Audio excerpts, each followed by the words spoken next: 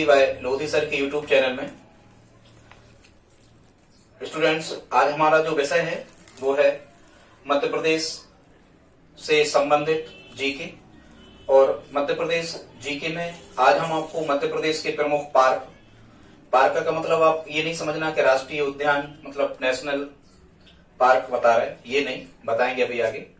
मध्य प्रदेश के प्रमुख पार्क और मध्य प्रदेश के शहरों या नगरों के प्राचीन नाम, एमपीपीएससी, एमपी पुलिस पटवारी, पीबी की दृष्टि से ये एग्जाम मतलब ये टॉपिक जो है ये बहुत महत्वपूर्ण है, इंपॉर्टेंट है। आप इसे अच्छे से तैयार कर लें। यदि आप हमारे चैनल पर पहली बार विजिट कर रहे हैं तो प्लीज सब्सक्राइब कर लें, वीडियो को लाइक कर दें, कमेंट भी करें। ठीक स्टूडेंट्स, देखते हैं। यहाँ हमने लिखा है प्राचीन नाम और फिर है वर्तमान नाम। इस तरफ प्राचीन या पुराने नाम लिखे होते हैं और यहाँ उनके वर्तमान नाम लिखे हैं। यहाँ से प्रश्न मध्य प्रदेश से रिलेटिव कोई एग्जाम यदि होता है तो यहाँ से प्रश्न निश्चित रूप से आता है। आप पेन कापी उठा के इनके नोट्स बनाते जाएं, ट्रैक या लॉजिक से हम इनको याद करवा देंगे। और यदि आप वीडियो में हमारे साथ अंत तक बने रहते हैं तो निश्चित रूप से आप ये पूरा का पूरा जो सिलेबस आज का जो विषय है ये आप पूरा सीख जाने वाले हो। तो देखते हैं। महू इंदौर के पास है, इंदौर के अंतर्गत आता है महू। तो प्राचीन नाम है महू और महू का जो वर्तमान नाम है ये कर दिया गया है डॉक्टर भीमराव अंबेडकर नगर। अब कैसे आप याद रखोगे? तो भीमराव अंबेडकर जी की जो जन्मस्थली है वो मध्य प्रदेश में महू ही है। और महू किसके अंतर्गत आता है? इंदौर के अंतर्गत आता है।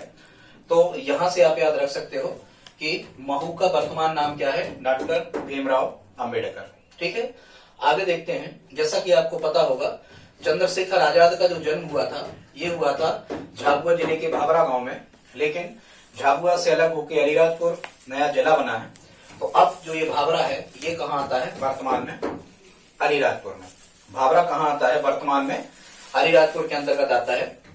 तो भाभरा का नाम बदलकर क्या कर दिया गया है? चंद्रशेखर आजाद नगर।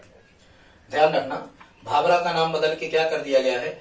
चंद्रशेखर आजाद नगर। अब जैसा कि आप जानते हो राजा भोज ने यहाँ एक तालाब बनवाया था, इसलिए इसे भोपाल या भोजताल के नाम से जानते थे। तो ये मध्य प्रदेश की राजधानी है, ये तो आपको पता ही होगा। यहाँ तालाबों का शहर या झीलों का शहर भी भोपाल कहलाता है अपने यहाँ। और यहाँ तो साफ साफ लिखा है भोपाल या भोजताल, ये भोपाल का प्राचीन नाम है। फिर यहाँ लिखा है काकनाथ। काकनाथ प्राचीन नाम है सांची का, वर्तमान में सांची ये बौद्ध स्तूप के कारण फेमस है। विदिशा के पास है सांची, लेकिन ये रायसेन जिले में आती है सांची। तो काकनाथ किसका नाम है?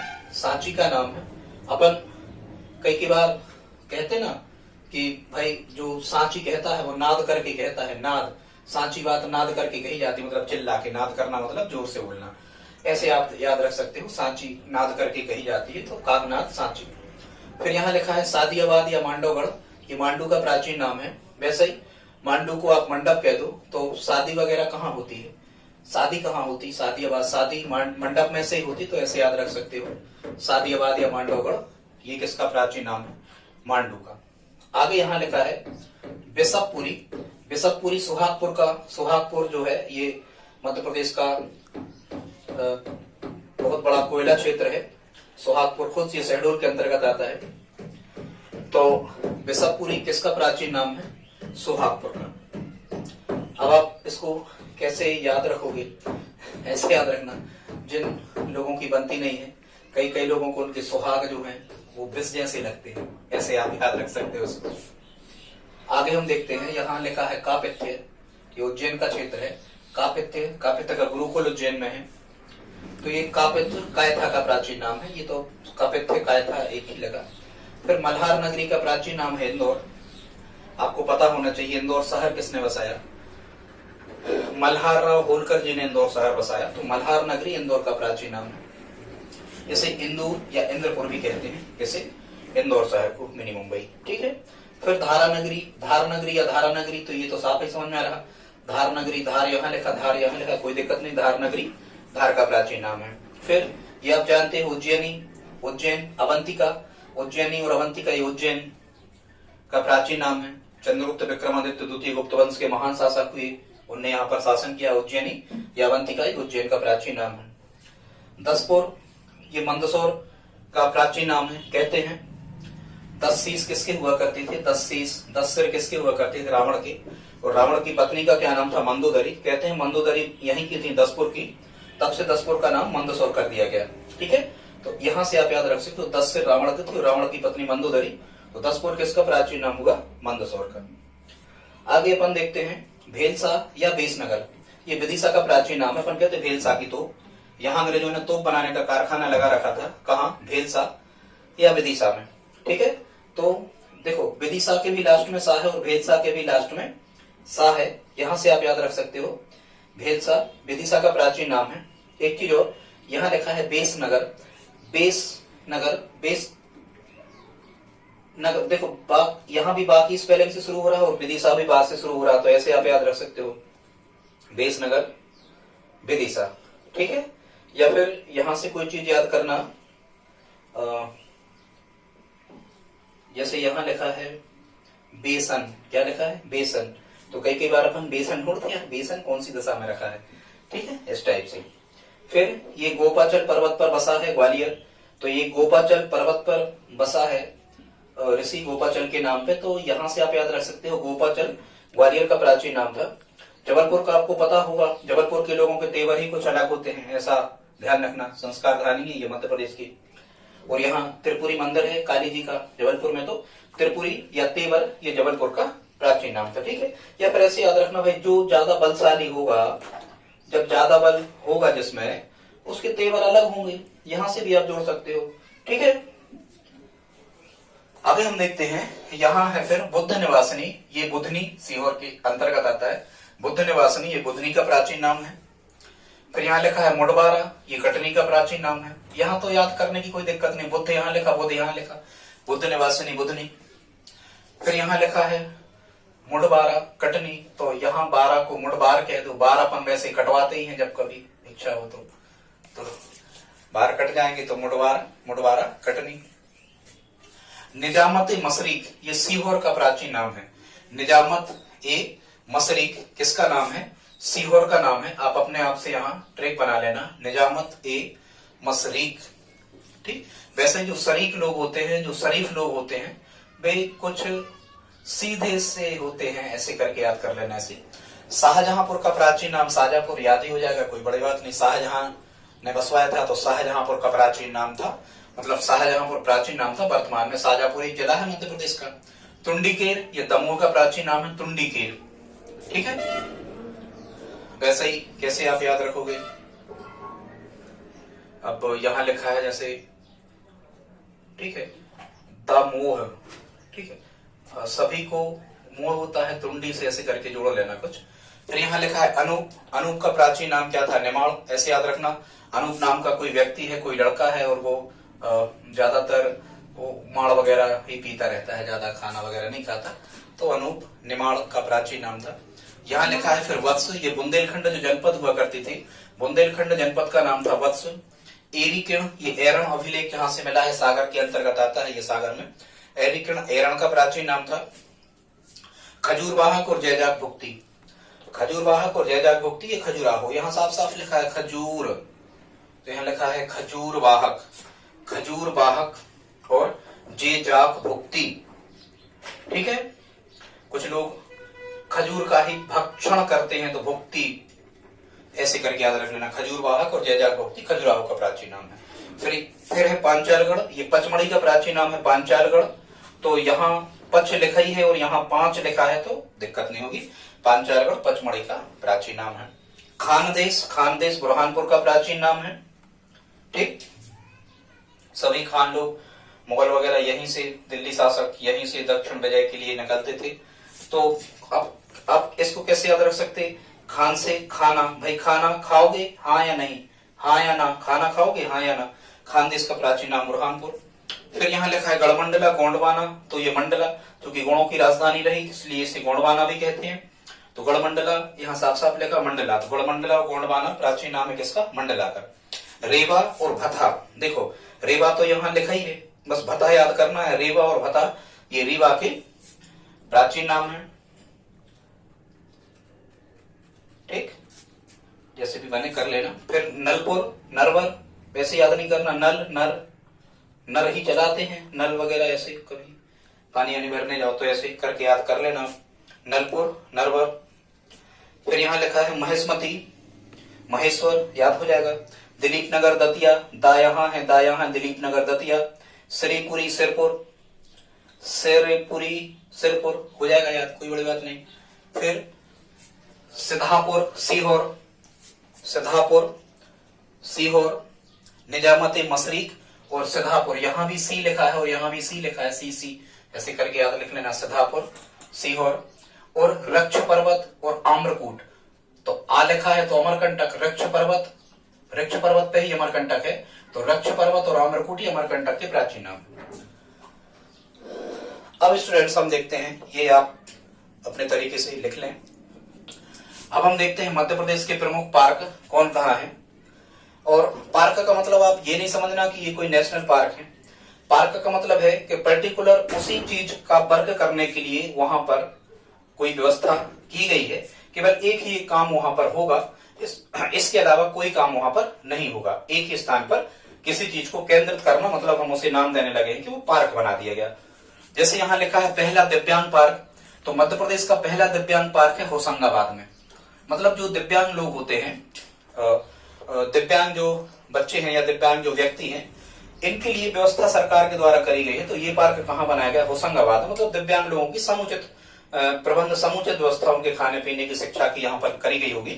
तो ये दिव्यांग पार्क होशंगाबाद में। फिर स्टोन पार्क, मतलब पत्थर के क्रेशर वगैरह यहाँ पर ज्यादा लगे होंगे, पत्थर की खुदाई, पत्थर को मतलब पत्थर से गिट्टी वगैरह बनाना, पत्थर से फर्शी बनाना।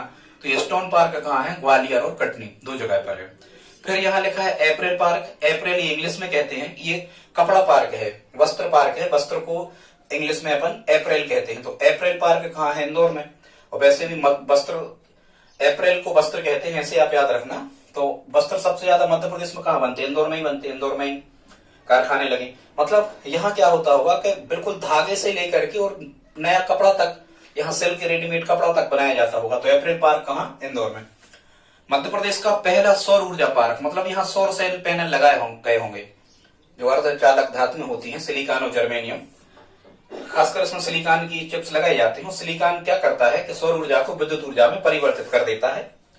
तो यहाँ पर बहुत ज्यादा सौर सेल पैनल लगाए गए होंगे, सौर प्लेटें लगाए होंगे, जो सौर ऊर्जा से विद्युत ऊर्जा बना रहे होंगे। तो पहला सौर ऊर्जा पार्क कहाँ लगाया गया? ये गणेशपुर, राजगढ़ में। ठीक है, ऐसे याद रखना कि सौर ऊर्जा का श्री गणेश हो गया। और बताते नहीं है लोग, ये राज ही है, यहां से बिजली बना के और विद्युत विभाग को बेची भी जाती है। तो कुछ लोग बताते नहीं है कि बिजली विभाग को कितने में हम बेचते हैं, क्या करते हैं। तो यहाँ राज शब्द लिखा है। तो श्री गणेश हो गया सौर ऊर्जा का। ऐसे डिफेंस पार्क प्रस्तावित है पीथमपुर में। पीथमपुर धार जिले में आता है, भारत का डेटाइट कहते हैं पीथमपुर को। डिफेंस पार्क का मतलब होगा, डिफेंस मतलब सुरक्षा या रक्षा से संबंधित साजो सामान यहाँ पर बनाया जाता होगा। ठीक है, तो डिफेंस पार्क कहाँ है? ये पीथमपुर में है, प्रस्तावित है। डायमंड पार्क मतलब हीरा से संबंधित व्यापार, हीरा को तराशना वगैरह, ये सब कहाँ होता है? ये प्रस्तावित है इंदौर में। ठीक है, जेम्स और ज्वेलरी, देखो यहाँ एक जगह कहीं लिखा होगा जेम्स और ज्वेलरी पार्क, ये लिखा देखो, जेम्स और ज्वेलरी पार्क। मतलब जितना भी सोने चांदी संबंधित काम होता है सबसे ज्यादा, वो कहाँ होता है? इंदौर में होता है। भाई इंदौर व्यवसायिक राजधानी है, इसलिए जेम्स और ज्वेलरी पार्क इंदौर में है। तो यदि जेम्स और ज्वेलरी पार्क है तो डायमंड मतलब हीरा भी ज्वेलरी के अंतर्गत आ जाता है। ठीक है, तो डायमंड पार्क भी कहाँ प्रस्तावित है? इंदौर में। प्लास्टिक पार्क, प्लास्टिक पार्क प्रस्तावित है तामोट, रायसेन में। प्लास्टिक से संबंधित सामान बनाने का जो कारखाना है वो कहाँ लगा गया है? तामोट, रायसेन। वैसे ही जो लोग प्लास्टिक वगैरह का सामान, प्लास्टिक रहता है, कुरकुरे वगैरह आते हैं तो मोटे हो जाते, ज्यादा लोग मोटापा छा जाता है, ऐसे याद रख लेना। प्लास्टिक पार्क कहाँ है? तामोट। और तामोट कहाँ है? रायसेन में। ठीक, फिर भारत मध्य प्रदेश का पहला डेटा सेंटर पार्क, ये प्रस्तावित है इंदौर में। ये डेटा सेंटर पार्क का मतलब ये है कि ये पूरे मध्य प्रदेश का सरकार का पूरा डेटा यहाँ पर एकत्रित होगा। मतलब ऐसे बहुत सारे कंप्यूटर ऑपरेटर, ऐसी व्यवस्थाएं वहां पर रखी जाएंगी कि पूरे मध्य प्रदेश का जो डेटा है वो यहाँ पर संग्रहित किया जाता होगा। ठीक है, तो पहला डेटा सेंटर पार्क ये भी प्रस्तावित है कहाँ? इंदौर में। प्रस्तावित के तो स्टूडेंट्स, प्रस्तावित के तो जितने आ जाए, केवल आप ये दो छोड़ के कौन कौन से, डायमंड पार्क इंदौर, डायमंड नहीं, प्लास्टिक पार्क ये पामोट, और एक और है प्रस्तावित ये इको टूरिज्म पार्क, इनको छोड़ के बाकी प्रस्तावित यदि आ जाए तो आपको क्या कहना है, इंदौर ही कह देना है। ठीक है स्टूडेंट्स, आगे हम देखते हैं देश का दूसरा महिला पार्क प्रस्तावित है, प्रस्तावित आ जाए तो इंदौर में। अब महिला पार्क का मतलब क्या होगा कि यहाँ महिलाओं को कुछ सुविधाएं प्रदान की जाती होंगी, और यहाँ चौकीदार से लेकर जितने भी अधिकारी कर्मचारी सब कुल मिला के महिलाएं ही यहाँ होती होंगी, और पुरुष वर्ग का यहाँ कोई हस्तक्षेप नहीं होगा। बायोटेक्नोलॉजी पार्क ये प्रस्तावित है कहाँ, इंदौर में। बायोटेक्नोलॉजी पार्क या फिर यहाँ लिखा है जैव प्रौद्योगिकी पार्क, ये दो लिख गए हैं। बायोटेक्नोलॉजी को हिंदी में हम जैव प्रौद्योगिकी कहते हैं, तो बायोटेक्नोलॉजी पार्क और जैव प्रौद्योगिकी पार्क ये कहाँ प्रस्तावित है, देपालपुर, और देपालपुर कहाँ आता है, इंदौर में।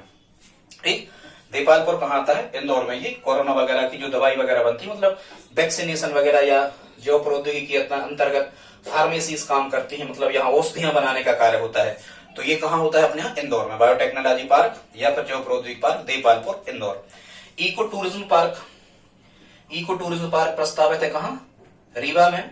देखो इको में भी दो शब्द हैं और रीवा में भी दो शब्द है। वैसे इको मित्रोत्पाद हम किसको कहते हैं, जो पर्यावरण की दृष्टि से अनुकूल है, जिन चीजों से पर्यावरण को कोई नुकसान नहीं होना है, वो इको के अंतर्गत आती हैं। तो इको टूरिज्म पार्क प्रस्तावित है कहाँ, रीवा में।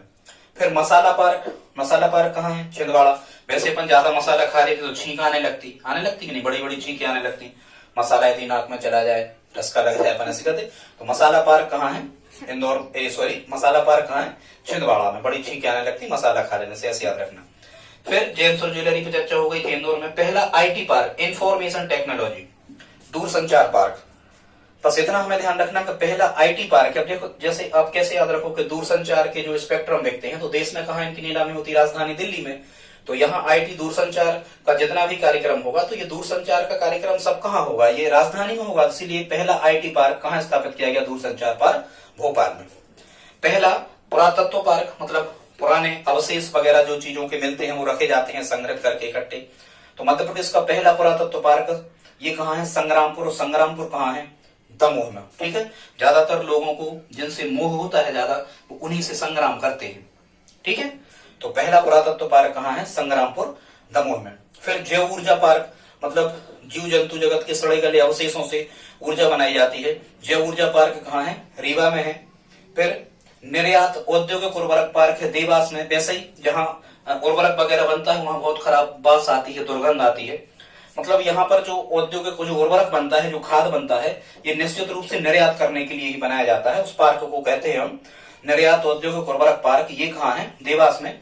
इसके बाद 6 खाद्य पार्क और हैं मध्य प्रदेश में, बताएंगे कभी इनके नाम। 6 कभी, इतना तो बस आप ध्यान रख लो कि कितने खाद्य पार्क मध्य प्रदेश में बनाए गए हैं, तो 6 बनाए गए हैं।